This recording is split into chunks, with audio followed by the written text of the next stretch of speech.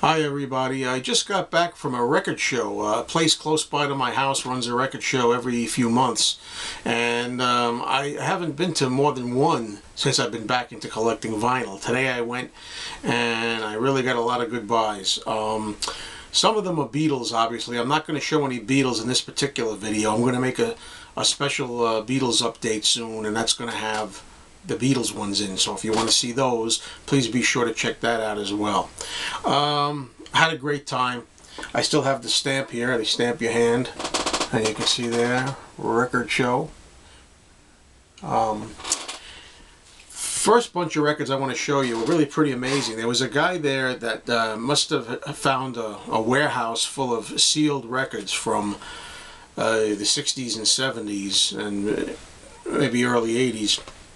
He had all kinds of sealed albums. The only thing was, most of them had a little cut for the cutout bin.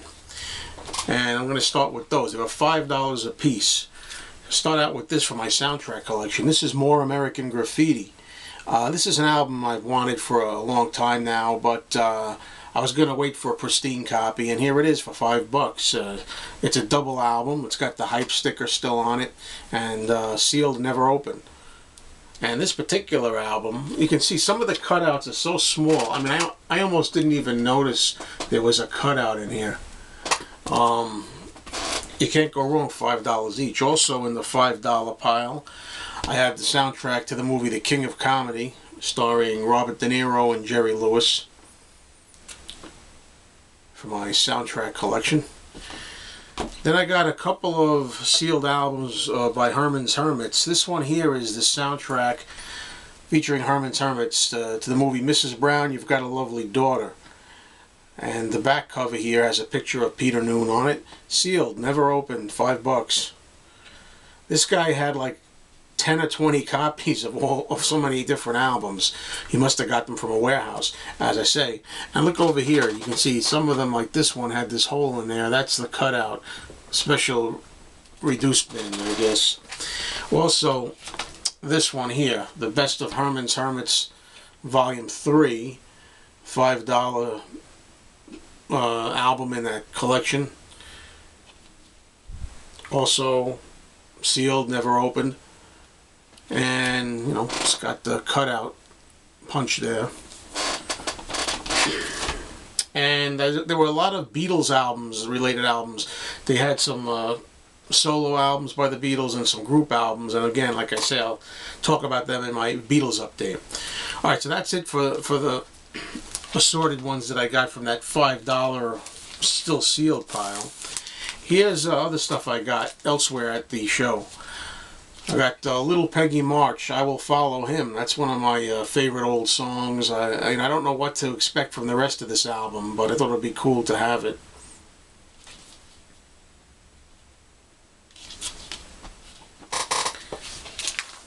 Then I have the Stone Ponies, Evergreen Volume 2, with Linda Ronstadt looking real good on the cover. Looking good on the back, too. This album has different drum on it and some other stuff that I am not familiar with. So, we'll see how that is. Here's a 12-inch special Joan Jett and the Blackhearts record. This is Cherry Bomb. And the B-side is more or less an instrumental version called Bombs Away. This is a record that I had in my old collection years ago and got rid of, but what I like about this is it's on red vinyl. It's red Cherry Bomb vinyl, right?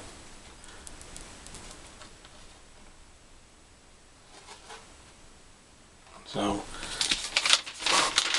it was good to be able to get this back into the collection after having it out so many years. Good prices. I didn't spend money for any one album that was out of this world, price-wise.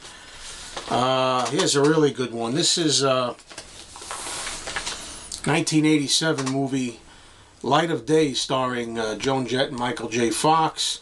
This is a sealed copy, never opened before. Really hard to find this album much at all out there in the wild. especially in this kind of condition, still sealed, and it's got the hype sticker on there too, which is a real big draw for me.